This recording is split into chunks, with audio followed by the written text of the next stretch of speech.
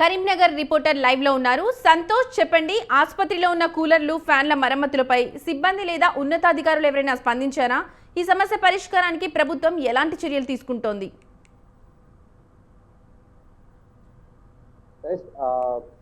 తెలంగాణ రాష్ట్ర ప్రభుత్వం తెలంగాణ రాష్ట్రంలో అప్పటి బీఆర్ఎస్ ప్రభుత్వం ఎంతో ప్రతిష్టాత్మకంగా చేసినటువంటి నిరుపేదల కోసం ఆలోచించి మాతా శిశు కేంద్రాలను అయితే నిర్మాణం చేపట్టారు.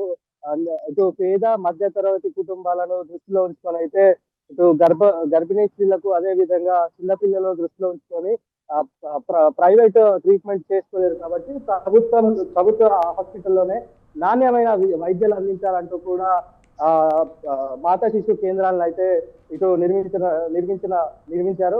కానీ వాటి ఇక్కడ పరిస్థితి అయితే మనం కరీంనగర్ మాతా శిశు కేంద్రంలో అయితే వసతుల సౌకర్యాలు అయితే ఇక్కడ వాటి ఆదరణ లేకుండా పోయింది. కరీంనగర్ లో ఉండేటువంటి మాతా శిశు కేంద్రంలో ఇటు వచ్చే గర్భిణీ స్త్రీలు కావచ్చు, అదే విధంగా వారితో ఉండేటువంటి పేషెంట్ అటెండెంట్స్ కావచ్చు, అందరూ కూడా ఇటు సౌకర్యాలు లేవంటూ కూడా ఆందోళన చేస్తున్న పరిస్థితి అయితే కనిపిస్తా ఉంది. ఇక్కడ ఉదయం 9 గంటల నుంచే ఓపీ స్టార్ట్ అవుతుంది. ఇక్కడ వాళ్ళు కూర్చునే ఓపీ కోసం వచ్చే మహిళలందరూ కూడా ఫ్యాన్ సౌకర్యం లేకపోవడంతో తీవ్రమైన ఉక్కపోతతో అయితే ఇక్కడ ఇబ్బందులు ఎదుర్కొంటున్న పరిస్థితి అయితే కనిపిస్తా ఉంది. అదే విధంగా చూసుకున్నట్లయితే ఇక్కడ అడ్మిట్ అయ్యే వారి కోసం కావచ్చు, అదే విధంగా హాస్పిటల్లో ఓపీ కోసం వచ్చే వారి కోసం కావచ్చు కూడా ఇక్కడ నీటి సౌకర్యం కూడా లేదంటూ కూడా ఇక్కడ ప్రజలు ఆందోళన చేస్తున్న పరిస్థితి అయితే మనకు క్లియర్ గా తెలుస్తుంది.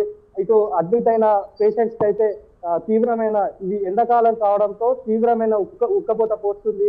చిన్నపిల్లలు చాలా ఇబ్బంది పడుతున్నారంటూ కూడా ఇక్కడ బాధితులు చెప్తున్న పరిస్థితి అయితే మనకు చాలా బాధాకరమైన విషయం అని చెప్పుకోవచ్చు. ఇక్కడ కూలర్స్ కూడా పనిచేయట్లేదు. అదే విధంగా కూలర్లు ఉన్నా కూడా వాటి మోటార్స్ అన్ని కూడా ఖరాబ్ అయిపోయాయి. ఒకవేళ కూలర్స్ వేసినా కూడా ఇక్కడ ఉన్నటువంటి సిబ్బంది వచ్చి వెంటనే ఆఫ్ చేస్తున్నారు అని చెప్పి కూడా ఇక్కడ ఉన్న ప్రజలు బాధపడుతున్న పరిస్థితి అయితే క్లియర్ గా కనిపిస్తుంది. ఇవన్నీ ఇక్కడ అదే విధంగా తాగడానికి త్రాగునీరు సౌకర్యం కూడా సరిగ్గా లేదు. చిన్నగా ఫ్రిడ్జ్ పనిచేయడం లేదు, తాగడానికి కన్నీరు కూడా రావట్లేదు, అసలు నీటి సౌకర్యం కూడా పూర్తిగా లేదంటూ కూడా బాధపడుతున్న పరిస్థితి అయితే క్లియర్ గా కనిపిస్తా ఉంది. ఇవన్నీ సమస్యలు వెంటనే తక్షణమే ఇటు జిల్లా కలెక్టర్ కావచ్చు, అధికారులు కావచ్చు వెంటనే సమీక్షించి ఈ సమస్యలన్నీ కూడా పరిష్కరించాలంటూ కూడా డిమాండ్ చేస్తున్న పరిస్థితి అయితే మనకు కనిపిస్తా ఉంది. Right Santosh, thank you.